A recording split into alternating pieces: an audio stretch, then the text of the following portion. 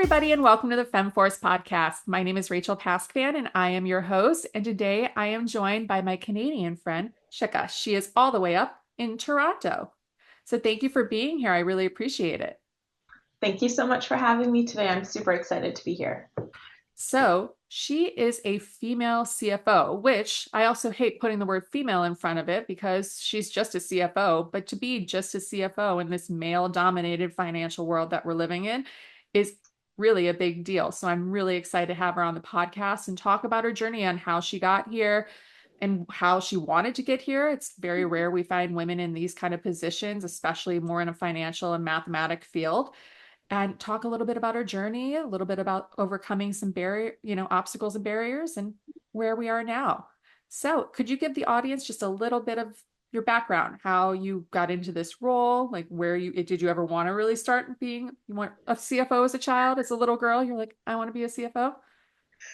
Funny enough, I didn't know I wanted to be a CFO when I was a little girl, but for some reason I knew I wanted to be an accountant. There was something really logical about it. Like everything had to, one plus one was always going to be two. Yeah. At least high school accounting is one Yes. plus one equals. There's lots of stories out there these days where that's not the truth, but that's what appealed to me then, and I think it was the right side of my brain, or is it the left side of my brain?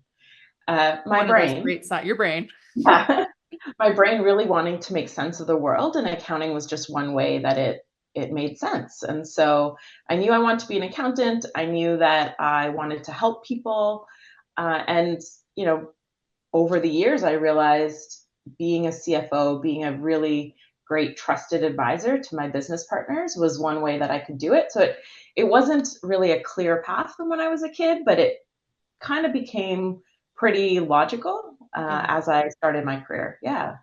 And that's insane. And now, literally, you're the CFO of a major corporation. Can you tell us about your job now and exactly what that entails?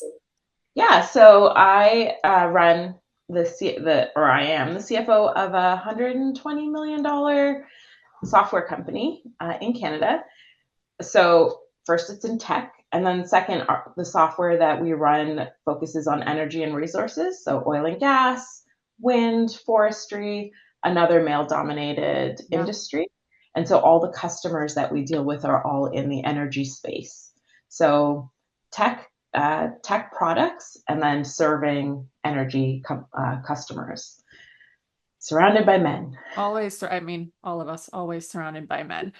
When you came into this kind of role, did you notice ever that there's any other females at your level? Yeah, I started as a co-op student. So I was 19 years old, and I worked for one of the big four consulting companies. And I kind of looked around, and there weren't a lot of women at that partner level. Especially weren't racialized women at the partner Yeah. level.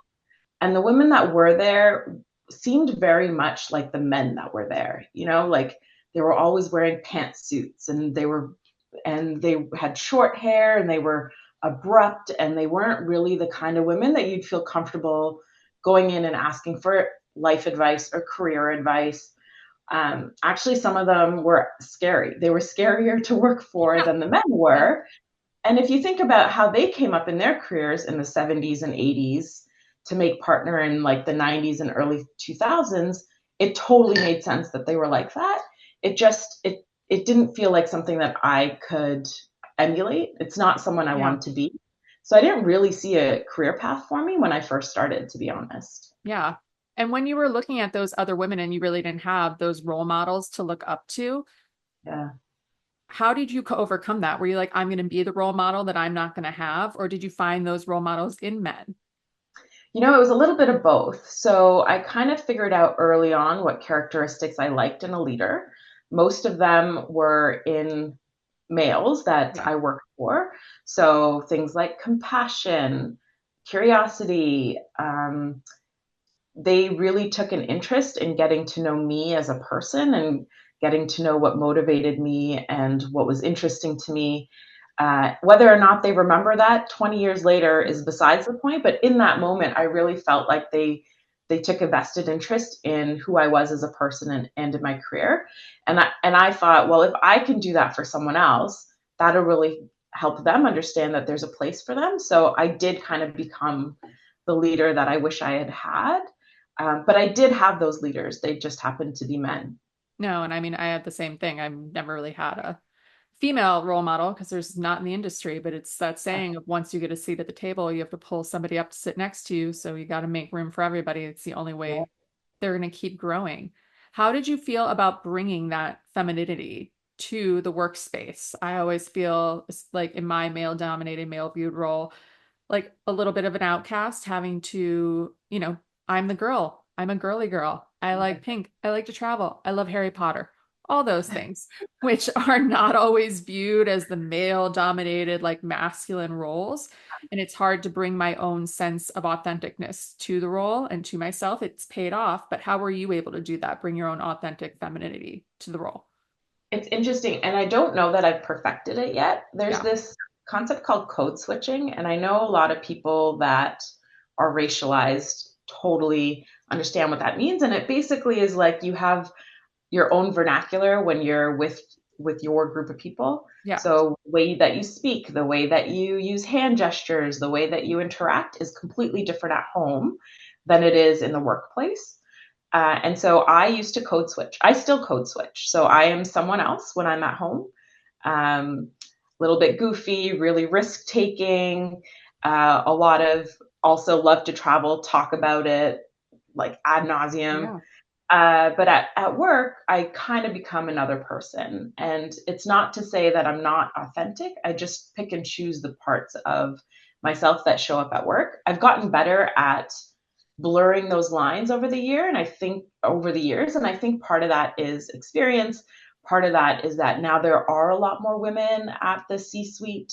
There are more racialized women in leadership. And so I feel like I can show up like my true self and not have someone point at me and say, oh, she's trying too hard or she's not trying hard enough, because you can never really, as a woman, you can never find that perfect sweet spot.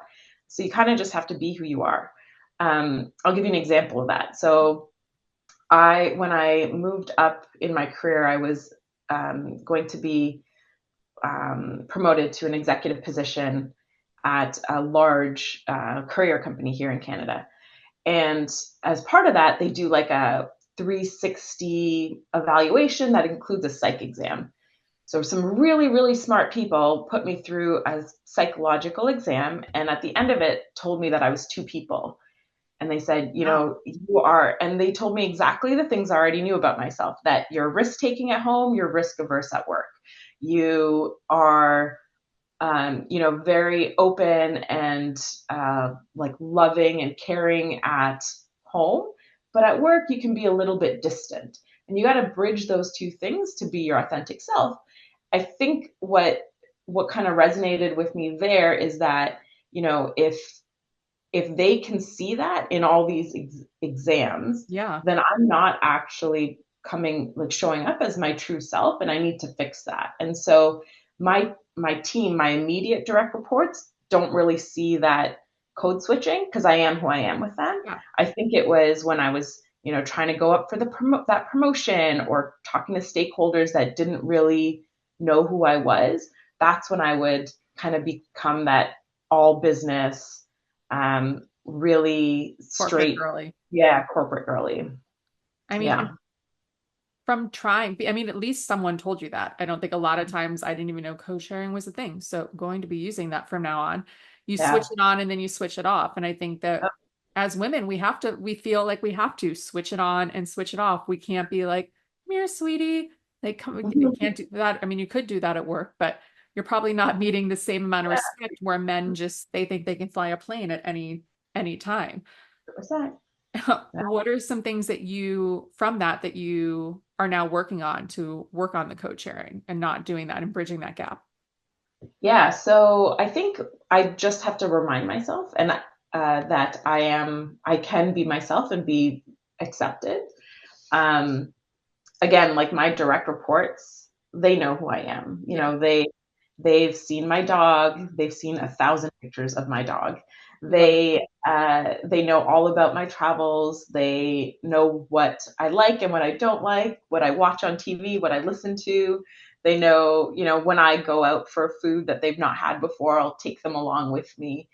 I've just sort of extended that to include other women, especially. So Yeah. we started a book club, Oh, uh, book clubs. and yeah, book club. And at work, it's different, right? Because you choose Yeah. topics that might not be quote unquote appropriate for work, but we do it anyway Yeah. because everything should be appropriate for the workplace when you're trying to break down barriers and have a conversation. So we, started that. We do some volunteering together.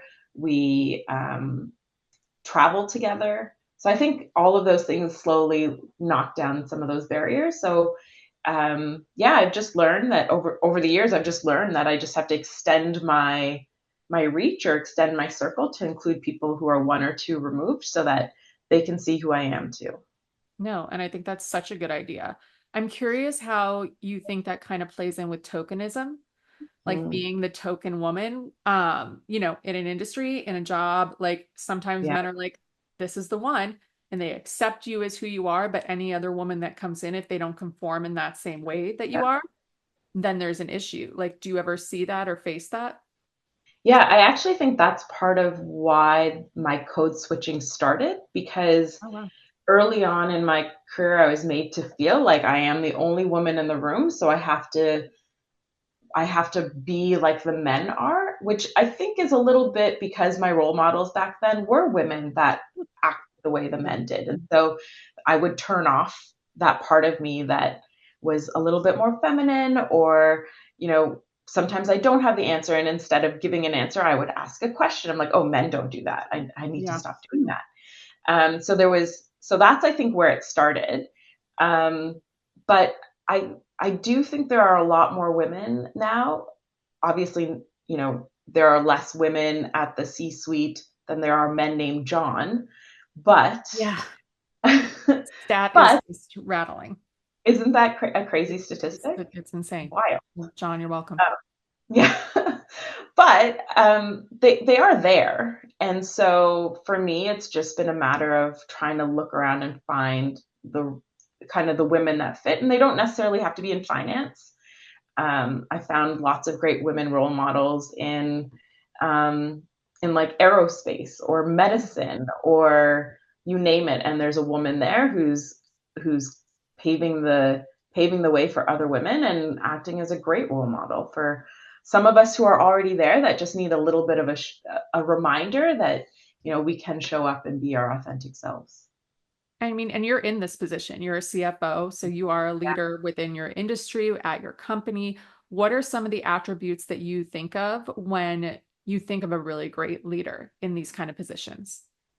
Yeah, so I think I touched on some of them already. So compassion is one. And the reason I say compassion and not necessarily empathy is because I feel like women, I'm going to generalize, but Yeah. women tend to be more empathetic Yeah. than than our counterparts. Hmm. But what empathy does, I think, is it, at least for me, like when I'm overly empathetic, I also carry that weight on my shoulders.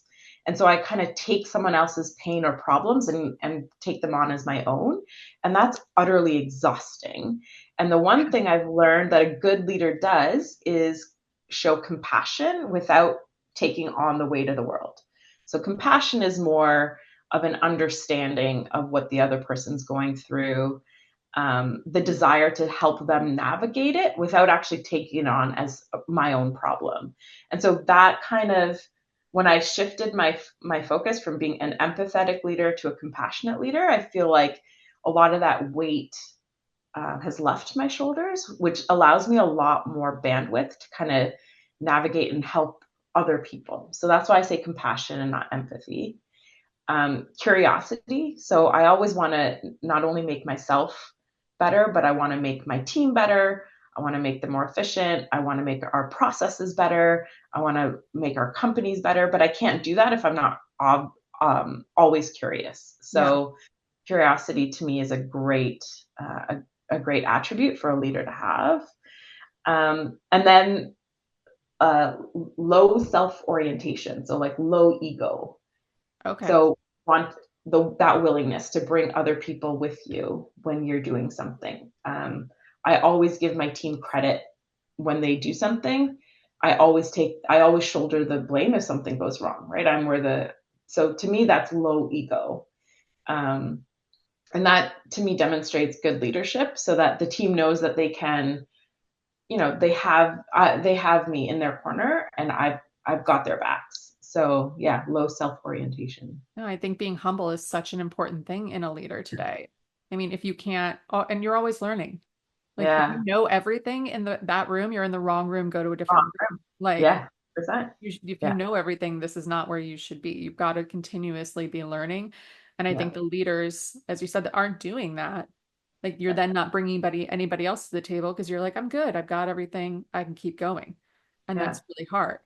When you were Yeah. looking, throughout leadership and those and throughout your company, how were you finding mentors? Were you finding them at like networking events? Were you finding them online? I mean, LinkedIn's a great source nowadays too, but like how were you meeting these other people? Yeah, most of it was through networking. So it's a really great question because times have changed. So there Yeah. was no LinkedIn when I started out. Right?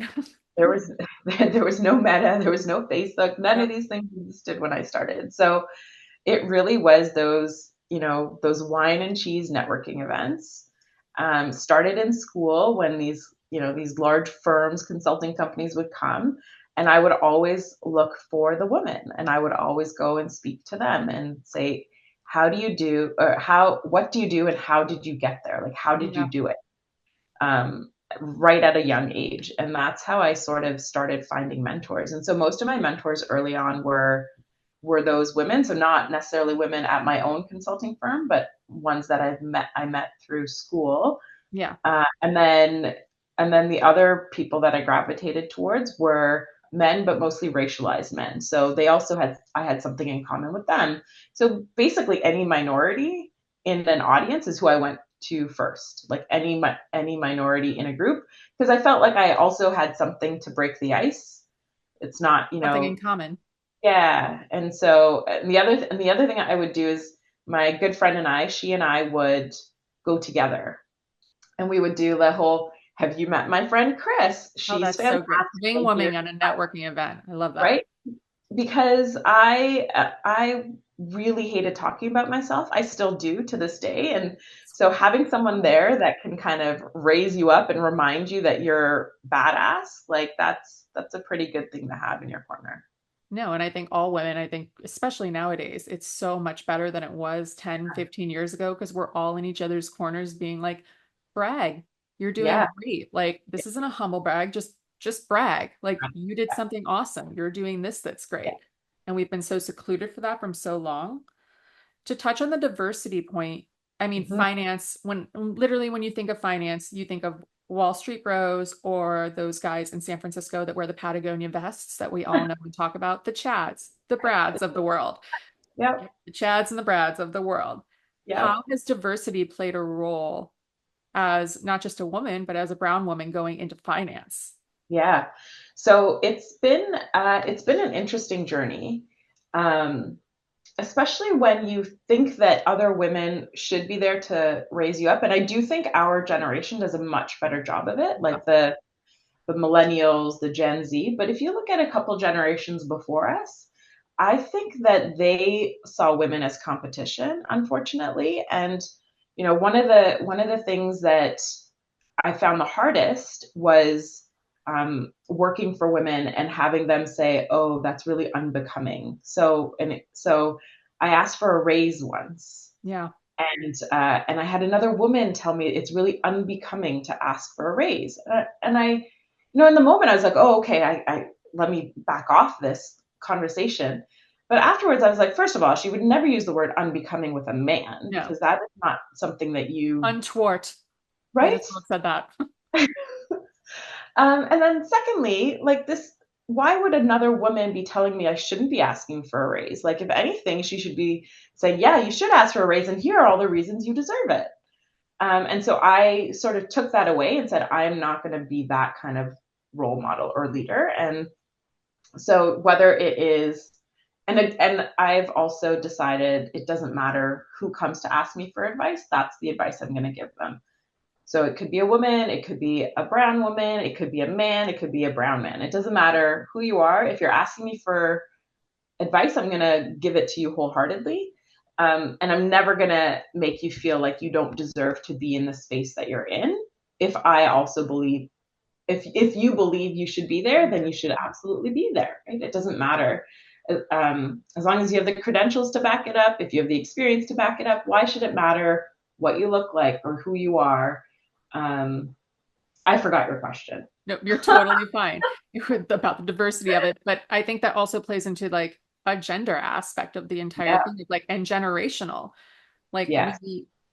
there weren't any women, number one, to pull us up, but I feel like those women, it's also on the environment they were in where they're like, there can only be one. You know, Yes. the tokenism. You're the token black guy, you're the Yeah. token woman in the room. You can only have one, two's Only too one. many, one is Yeah. just enough. Like I Yeah. look back at the movie with Ruth Bader Ginsburg in it when they were like, we already have one woman. Yes. And then she's like, okay, but they're like, but Okay. we already have one. So you can't Yeah. have two. That's ridiculous. Why would we have two? Yeah. It's not going to The work that way. The wild thing is that decision making, any, you can look at any minority group, but the minority group has to make up about 33% of the population before their voice is actually heard. So having one woman is a good start, Yeah. but if there's that only works if there's only two people in the room, right? Once you hit like, five people, you need at least two women for their voice to be heard. It's got to be minimum 33% before a minority's voice is heard. So one is never enough of No. And I also any wonder what, go ahead. yeah, no, I was going to just say of any demographic you look at, one is never enough. No. And it also plays into a thing where I mean, I've talked about this with some other girlfriends, but we have to be ready to take on that role. Like we can't also just be giving it to a woman because she's a woman and you want to fill that quota within your company or within that diversity package. Because if she can't succeed, you're setting her up for failure. And then you're setting up all the other women that come before her because like, oh, we gave it to a woman and look what happened.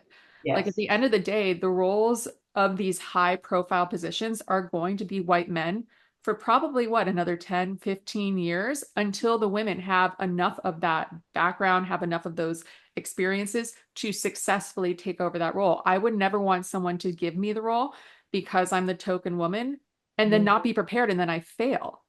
Like Yeah. that would be the worst thing in the world. Like just wait until I'm ready. And if you have to slate like a white man in there first, you have to slate a white man in there first until the women are ready to rise up. I also really worry about companies and as a culture doing that. Yeah. And then the women are failing. Yeah. And so I do worry about companies not putting the right um, structures in place Yeah. early on, though, right? Because when you reach like that manager level, you have about 50-50 men women parity. When you get to like a senior manager level, suddenly the women fall off, right? So Yep. it has to be the right structures in place in organization. And I'm saying this as someone who is still single and not a mother. Yeah. I think when women return to work after mat leave, the right structures need to be put in place. 1000%. Otherwise, of course, the women aren't going to stay. So they're never going to graduate to a more senior role. You have to No, put because the right how can you structures do it in place. all? You Yeah, can't do it all. you can't. No, something's going to fall. It's a juggling a bunch of plates. And at some point, one of those plates is going to fall. And I can guarantee the mom isn't going to let it be the kid. It's going to be the job. It's like It's you're going to not be, going to watch your kid fall. yeah. Some, but others will. When you're doing all of this, like in this high leadership position, how are you looking for like allyship and how are you forming it at your level to create allyship, like at the C-suite level, but also for those under you? So it's interesting. I look for men. So men have to be your Yeah. allies, right? Because that white man that's in charge right now is also going to be the change maker Yep. because they own policy, they own process. They're the ones who need to change it. So I look for men that are great sponsors of other women. And then I say, hey, you know how you are a great sponsor for so and so in this initiative? What do you think about also sponsoring this other initiative? And kind of continuing to poke them and push them out of their comfort zone a little bit because again, they're the ones with the power. They're the Yeah. ones that the ability to make change. But I think great allies are the ones that are already demonstrating that they are already sponsoring women or minorities in other ways, and maybe they don't even realize they're doing it, which is why they need to be poked a little. 1,000%. And I think, I mean, you got poke away. At the end of the day, I feel like they would rather have that done than be like, I didn't even think of that. Because sometimes they're not. Yeah. They're just not thinking about it because they haven't been set up. Like this is a new thing for everybody. And so Well, I because also they wonder, never had to look for allies, yeah, right? they've never had to. They've never had to look for a sponsor. They never had to look for an ally. And so some of them do it naturally and they'll just sponsor the person that is best suited for the job. It happens to be a woman, fantastic. But then just to remind them that there are other women that might not be as vocal. They might not be, they might not be right in their face. So sometimes you got to look for the women because we tend to be a little bit happy to take a back seat and wait until someone notices us. And Yeah. that's not always the case. No, Actually, we're that's always the very last to rarely speak up. right. Yeah. And that's so hard. I mean, I've got allyship, I feel like a lot of times. I also feel like I've formed it where I'm like, we don't say things like that, guys. You have Yeah. to look. I wasn't done speaking. Like that's my favorite one. I'm like, I'm sorry, did I sound like I was done? I wasn't. Must have been my tone. Let's Yeah. continue with this conversation. And I mean, you're at the C-suite level, which is just Yeah. insane and huge. What kind of advice do you have for younger women in Mhm. more early management stages or mid-level careers to try to get to that C-suite level? Yeah. So I guess one of the things I never did in my career was chase a title. Yeah. I always knew what kind of role I wanted. So Okay. what kind of work I want to do and what kind of impact I want to make. Um, I Once I figured that out, then I could put a title to it. Yeah. And so I'm a CFO, but I'm not the same kind of CFO as like, my sister portfolio has a CFO. They're a very different kind of CFO. Yeah. They're maybe more task oriented, less strategic. They're maybe more transactional, less advisory. And so I kind of, I defined the role and then I put a title to it. And so my advice to women, especially because women tend to say, oh, I need to move to the next level. My question is always, well, what does that level look like? Forget what it sounds like. Forget what the title is for a second. What does it look like? And don't let anyone else tell you exactly what that role has to be because sometimes we can create our own roles, right? Like there's this endless opportunity now with technology and AI and all these other spaces that are disrupting typical finance, as an example, right? Yeah. So that typical finance CFO doesn't exist anymore. So what is the role that you really want? Define that first, and then we'll chase a title. Yeah, that's such good advice. And I never really thought about looking at it that way. Like I'm always like, what's your 5-year plan? And I'm like, I want to be a director. Yeah, That I want to be a director. I've never thought about like what does that actually come with? It's just that's the next step. I want to be a director and then go from there. So yeah, it's really interesting. It's basically thinking of your why. Why do you want to do this and how you want to? exactly. It's No, that. that's so interesting. Yeah, And yeah. then for women that want to get into finance and it being so male dominated and so male viewed, do you have any specific pieces of advice for them to be like, if you want to do it, do it? Like these are some key Yeah, things again, here. like university statistics are 50-50, right? Like Yeah. there's parity at that university entrance level. I think then the key again is to define like what kind of finance leader do you want to be? So I knew early on that um, I didn't want to get married, I didn't want kids, Yeah. but I still wasn't willing to work 16-hour days for the rest of my career. So I had to kind of figure out my why, but also the what. What my boundaries were, and I'm allowed to have boundaries, even though I'm a 1,000%. woman. And yeah, and so figure out what all those things are, and there are again endless opportunities. And so just because it's finance, and hear about that typical 5'6" blue eyes, like the, Yep. the guy in finance, that doesn't mean that that's the only role that exists. Um, it's so varied, it's so diverse. It's as diverse as the people that are in it, and you can really carve out something for yourself. I feel like it's such a Yeah, broad industry. Like yeah, there's global markets. It's not just the stock market down on Wall Street or yeah, Market Street in San Francisco with all the yeah, different sale rows. It's the for powder sure. dry vests. Yeah. It's And I always mean, I've for female CFOs before, for example. And so I'm not the first female CFO I've even come across. I've worked for a few, and again, I kind of picked and chose what kind Yeah. of attributes of them that I liked and what I didn't, and figured out what kind of CFO I want to be. And so even within CFO, it's wide and varied and so diverse that there's endless opportunities. I mean, it's just such a cool role. And to know, like, I'm like, I know a female CFO. She's my friend. Like, it's awesome. Well, to wrap this up, I ask all of my guests one final question, and it was not on the prep document, so forgive me. But if you could give one piece of advice to your 16-year-old self, what would that be? See the world first and worry about the rest later. Wow, because Yeah. there's so much to see. So much to learn from, and so many different diverse opinions and ways to do things. And my way is not always right. And if you can see the world, you can see that. 1,000%. That's such good advice. And I love to travel, as we all know. So that advice is key for everybody. I know we're neck and neck in a number of countries, I think. We're telling you, I'm going to hit 100 and I'm going to take a seat. I like it. Like that was a lot. 100 was a lot. Yeah, got to take a break now. Yeah, got to take a break, guys. Like give the world a rest, and then we'll get back on it. Well, thank you so much for coming on the Femme Force podcast and for sharing your story and your advice. And I think people are going to get so much out of this. Thanks. I hope so. This was so fun. Thanks for having me. Of course. So, everybody, remember to tune in. You can listen wherever you get your podcasts, and we'll talk to you next time. Bye.